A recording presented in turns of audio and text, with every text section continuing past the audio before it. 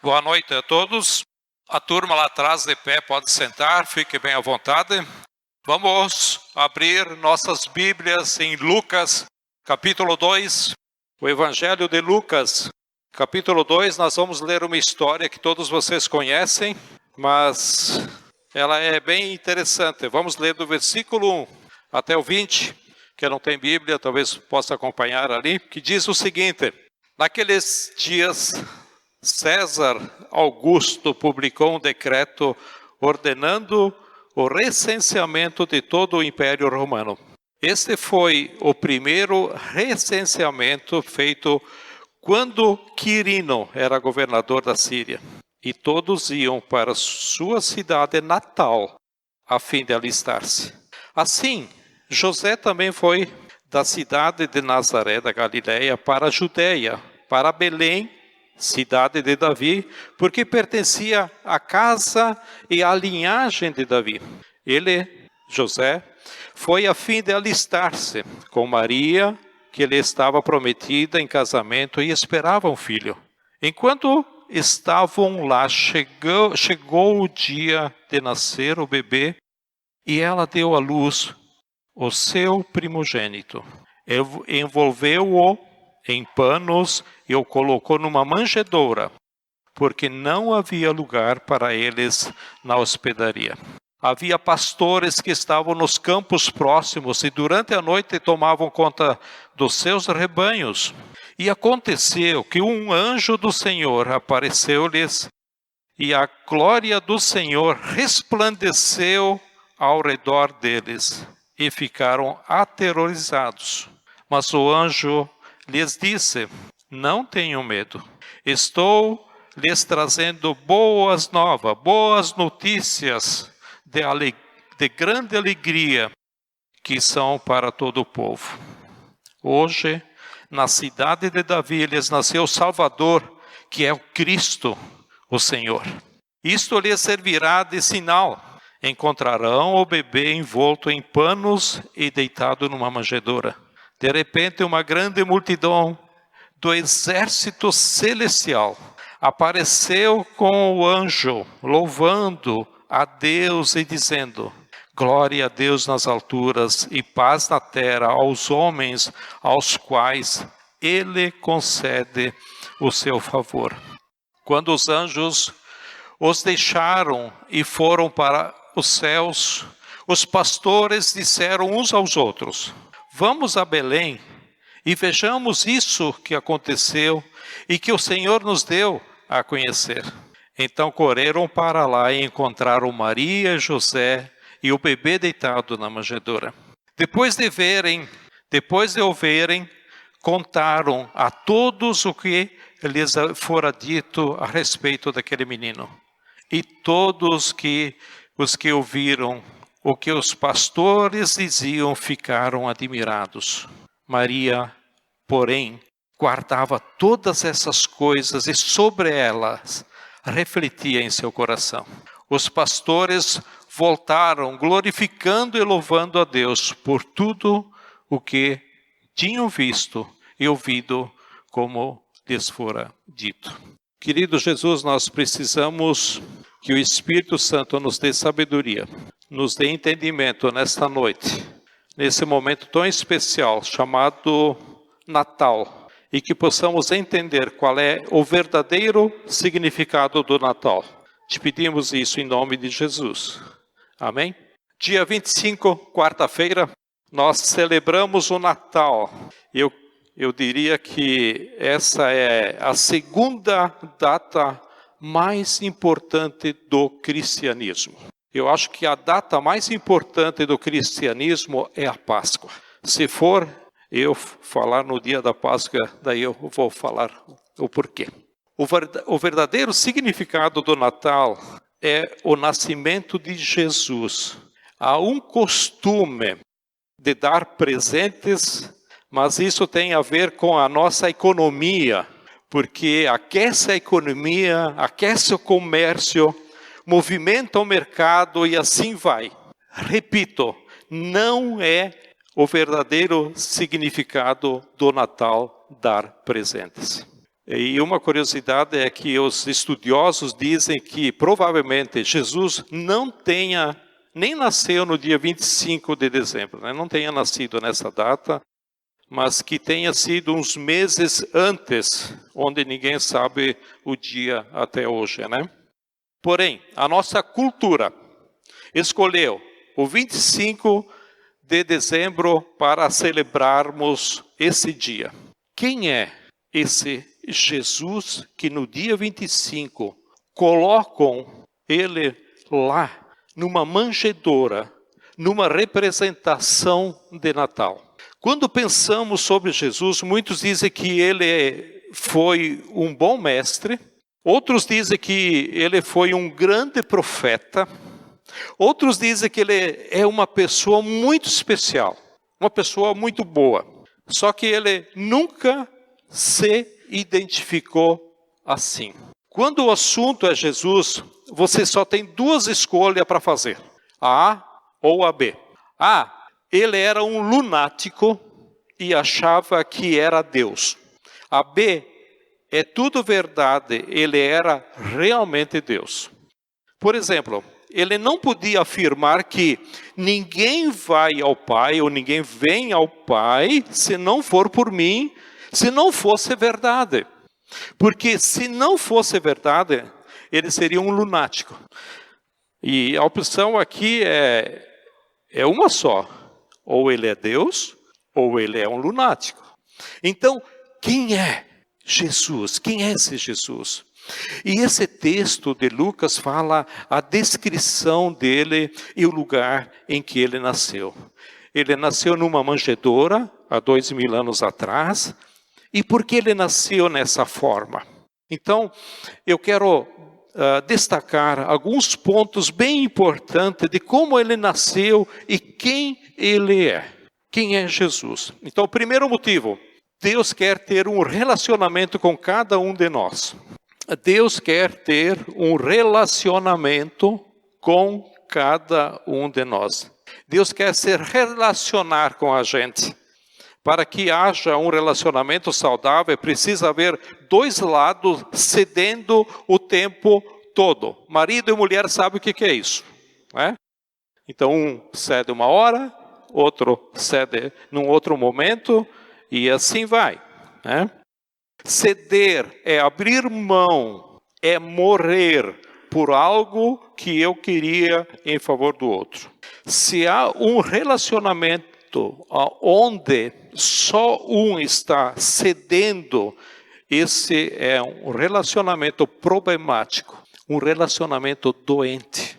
Quando só um cede, só um morre, só um abre mão, você está num relacionamento doentio. Muitos acham que o relacionamento que às vezes, que as pessoas têm com Deus, é um relacionamento doentio. Porque esse relacionamento com Deus, só você tem que ceder. Aqui ele está dizendo: eu quero me relacionar com vocês, e o ser humano vai ter que ceder. Mas aqui estamos vendo Deus cedendo para se relacionar conosco, para nos alcançar. Deus decidiu ceder também. Vamos ver um trecho que está aqui em Filipenses capítulo 2, do versículo 5 até o 10, diz o seguinte: seja a atitude de vocês a mesma de Cristo Jesus, que embora sendo Deus, não considerou que o ser igual a Deus era algo a que devia apegar-se, mas esvaziou-se a si mesmo, vindo a ser servo, tornando-se semelhante a quem? A homens, a nós. E sendo encontrado em forma humana, humilhou-se a si mesmo e foi obediente até a morte, e morte de cruz. Por isso, Deus o exaltou à mais alta posição, Ele deu o nome que está acima de todo nome, para que ao nome de Jesus se dobre todo o joelho, nos céus, na terra e debaixo da terra. Deus decidiu ceder. A vontade dele ter comunhão conosco é que ele cedeu. Você não está num relacionamento doentio com Deus, onde só você tem que ceder e Ele está longe. Nós temos um Deus que decidiu perder para alcançar você. Por isso Lucas fala de Deus encarnado, ou seja, Deus nasceu. E Deus, o Criador do universo, Ele criou tudo isso. Nós vimos vários textos, vocês conhecem, que Jesus fez parte da criação desse universo. E de tudo o que existe, nós estamos lendo que Deus nasceu, esse Jesus nasceu. Deus nasceu de uma jovem, Deus veio como um bebê. Você está lendo que Deus mamou. Ele mamou no peito de uma menina moça. Você está entendendo o que significa? Ele se esvaziou a si mesmo para alcançar a cada um de nós.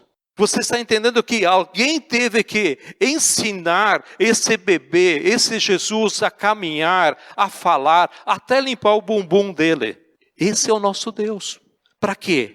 Para que fôssemos alcançados. Um Deus que se fez pobre diante daquilo que Ele era, claro, né?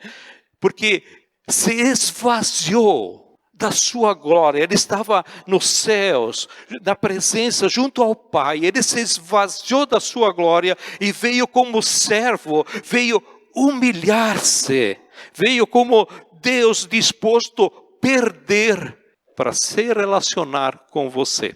Então, o primeiro motivo desse nascimento de Jesus porque é o jeito dele de ceder para o nosso relacionamento. O segundo motivo para ter um relacionamento, além dos dois terem que ceder, é os dois se conhecer. Se você quer ter um bom relacionamento, você tem que conhecer aquele com quem você está se relacionando. Por exemplo, a esposa conhece os gostos e os desgostos do marido. E o marido é a mesma coisa da esposa.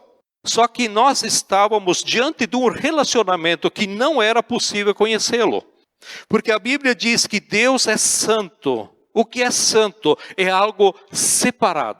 Para todas as listas de categoria, não existe uma para Deus, ou seja, para a categoria de Deus, só tem Ele.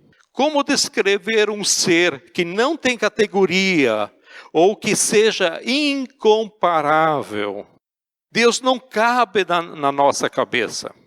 Se uma mente fosse capaz de entender a Deus, essa mente tem que ser Deus ou maior que Deus. Porque Deus é infinito, Ele é soberano, Ele é único, Ele é incomparável. Como se relacionar com um ser que te conhece plenamente e você não o conhece? Por exemplo, quando lemos um livro que relata uma história, o que aparece no conto é o personagem, mas quem escreve a história é o autor. Agora, como vou conhecer o autor? Quando ele descreve de si mesmo. Só que eu conheço ele pelo que ele descreve sobre ele, mas eu não tenho um relacionamento com ele. Eu não o conheço. Assim é Deus. Principalmente no Velho Testamento, ele descreve sobre ele através dos profetas quem ele é. E aí vem o Novo Testamento. Deus não só se descreve, mas entra na história do que escreve e se torna conhecido pessoalmente. Então, o Natal é o Criador de todas as coisas entrando na história que Ele criou para se fazer conhecido por você. Ele sabia que era impossível você e eu entendê-lo. O que Ele fez? Ele se colocou dentro da história, ele nasceu dentro da história para que a gente pudesse ver quem Deus é. No Antigo Testamento, tentar ver Deus era como tentar olhar para o sol. Tá? Eu não sei se você já tentou olhar para o sol, mas eu já tentei e eu não consigo, você vai até um limite. Se você tentar olhar para o sol, você fica cego, sua retina ela vai queimar. Tá? Só é possível olhar para o sol através de um filtro. Coloca um filtro e através do filtro você consegue olhar para o sol. O que é o Natal? É Deus nos dando um filtro para poder olhar para Ele. Através de Jesus menino, que é esse filtro. No Velho Testamento, Moisés chegou a dizer assim, pedir para Deus, né? Ele tinha aquela comunhão, aquela intimidade, disse, Deus, deixa-me eu te ver. Deus disse, cara, se você me ver, você vai morrer. E no Novo Testamento, João disse, e o verbo era Deus, e o verbo estava com Deus, e o verbo se fez carne. E habitou aonde? Entre nós. Era Deus colocando um filtro em nós e dizendo, pode olhar agora e pode me conhecer agora. Porque o que é o relacionamento? É se conhecer. Agora na pessoa de Jesus, lá pequenininho, na pessoa de Jesus, agora a gente pode ver quem é Deus, que todo o plano era poder se relacionar com você. Então, por que esse nascimento de Jesus? Primeiro, porque era o jeito dele de ceder. Segundo, porque era o jeito dele de se tornar conhecido por nós. E terceiro, e último, é o jeito dele de nos salvar. Todas as religiões, todas, tá? Falam sobre um grande homem. Cada religião tem o seu líder, seu grande, né, homem. Ou tem um grande homem, né? Alguns chamam de profetas, são chamados de profetas. Outros chamam de mestre e outros dão outros nomes. São usados para falar essas figuras, né? Emblemáticas. A ideia desse homem iluminado é mostrar que ele sabe qual é o caminho para Deus. Ele nos ensina dizendo, se fizermos assim, assim, assim, assado, seremos aceitos por Deus. Ou, se fizermos esse, mas esse ritual, Deus vai nos aceitar. Só que cristianismo não é uma religião dessa forma. Cristianismo é diferente de tudo isso. Todas as religiões dizem que diz que tem que ser feito. Porque cristianismo não é um grande profeta nos ensinando como nos achegar ao Pai, como nos achegar a Deus. Cristianismo é Deus se desfazendo de toda a glória e vindo se revelar a cada um de nós. Cristianismo não é vários rituais para fazer Deus te aceitar. Cristianismo é Deus vindo e nos aceitando do jeito que nós estamos. Natal é Deus entre nós.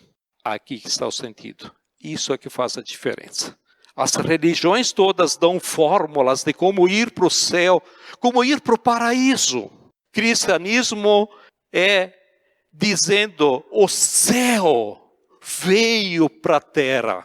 Deus veio para a terra através de Jesus. Isso é cristianismo. Não é nós indo para o céu vindo para a terra e nos alcançando, invadindo a nossa vida. É o céu nos alcançando. O céu nos salvou. Desde o início a ideia era essa, de Deus nos salvar. Mateus capítulo 2, aqui descreve quando os reis magos encontram Jesus após seguir uma estrela. E vocês conhecem muito bem esse texto, eu podia até ter trazido esse texto, mas... E chegam nesse lugar onde Jesus tinha recém-nascido. E o versículo 11, tá, que está aí na tela, diz, ao entrarem na casa, viram um menino com Maria, sua mãe, e, que está escrito aí? Prostrando-se, o adoraram. Segurem aqui agora. Deixa eu explicar um detalhe aqui. Se fosse apenas um profeta, aquele menino, eles o honrariam. Se fosse apenas um rei, eles o honrariam. Mas era Deus, por isso o adoraram. Eles se prostraram, o adoraram. Eles se prostraram e adoraram um recém-nascido, porque eles discerniram uma coisa muito importante. Não é um rei, não é um profeta, não é um professor que nasceu, mas Deus nasceu entre nós. É isso que eles discerniram. Agora vamos continuar o restante do versículo. Então, abriram os seus tesouros e lhe deram presentes, ouro, incenso e mirra. Eu não sei se a ideia de dar presentes hoje em dia, que ainda tento arrumar uma explicação para isso. Natal dá presente. Eu aprendi assim, fui criado assim, ainda preciso arrumar um fundamento de onde veio isso. Mas olha o presente que eles deram. Ouro é um bem precioso até hoje. Você sabe o ouro, o que é e o valor que tem. Incenso era algo que fazia parte em momentos especiais. Eu tenho uma filha que gosta muito de incenso, ela usa isso. Eu não sou muito fã, não gosto muito do cheiro. Mirra. Você sabe para que serve a mirra? Alguém sabe para que serve a mirra? Nem eu não sabia, se não tivesse ido atrás. Mirra é para preparar o corpo de alguém quando essa pessoa morre. Desde o primeiro dia, os pastores que foram visitar, eles sabiam porque Jesus estava aqui. Ele estava aqui por um motivo, para levar sobre si todos os nossos pecados, diz lá em Isaías 53. Aqueles homens trouxeram mirra para ele, como dizendo, você nasceu para morrer. Você nasceu com um objetivo. Você morreu. Você vai morrer para nos salvar. Nós não precisamos de um rei para nos governar. Nós precisamos de um salvador para nos salvar. Nós precisamos de um herói para arrancar o grande problema que habita dentro de nós, que se chama pecado. Porque ele nasceu para nos salvar. Ele deu a vida dele para nos salvar. Por isso Deus nos deu o seu Filho, Jesus. Por que ele nos deu o seu Filho? Deus conhece você e eu. Deus sabe o que está no seu coração e conhece os nossos pensamentos. Deus tem a nossa ficha, o nosso histórico, sabe de toda a nossa vida. Deus é santo e nós não temos argumento nenhum de defesa diante da nossa culpa por causa do pecado. Por isso que o Natal, nós comemoramos o amor de Deus, que Ele nos deu, o seu Filho, para que nascendo se tornasse cada um de nós, morrendo na cruz, para que todo pecador que nele creia, não pereça, mas tenha a vida eterna. É isso que Deus deseja nos dar, a vida eterna. Vida que não é só vida sem fim, mas primeiro, vida em comunhão, relacionamento com Deus. Segundo, vida em se conhecer com Deus. Terceiro, vida porque Ele nos salvou. Essa é a razão do Natal. E às vezes nós vivemos de uma forma tão superficial, né? Talvez alguns de nós aqui vai para o inferno. Talvez algum de nós aqui dentro vai para o inferno. E os que forem para o inferno vão lembrar quantos natais frequentaram. Quantas cantatas ou hinos cantarolaram. Cantarolaram porque aí não entenderam o sentido de Natal.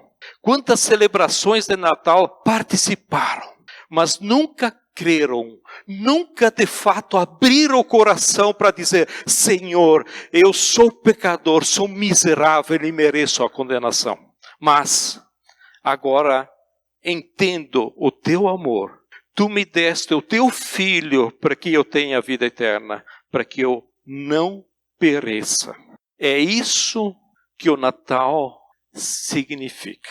Sem esse entendimento, olha, nós podemos abrir garrafas de champanhes, comer ceias de Natal, da mais elaborada.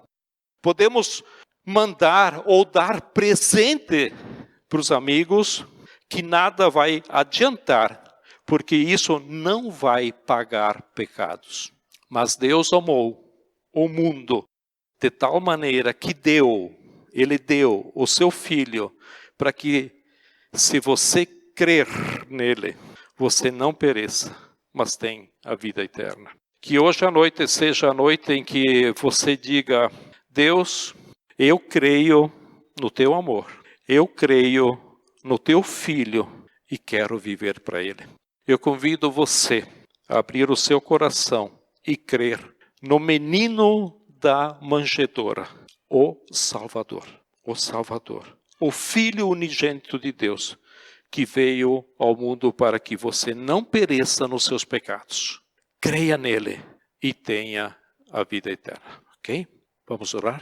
Querido Jesus, muito obrigado pela tua obra perfeita, pela tua forma de vir de uma forma humana, para nós podermos compreendermos aquilo que era o teu plano, de conhecer-te a ti, de termos esse relacionamento contigo e de entender a obra perfeita, que o Senhor morreu na cruz e pagou os nossos pecados. E hoje nos quer, não só nos quer como comunhão, mas quer nos tornar filhos, porque o Senhor ama cada um. Por isso, Jesus, te pedimos que o Espírito Santo fale aos nossos corações. Que não seja mais um Natal, e mais um Natal um Natal vago de visitas, de dar presentes. Não. Jesus, nós precisamos conhecer o verdadeiro Natal, pelo qual o Senhor veio. Nós pedimos isso e te agradecemos em teu nome. Amém?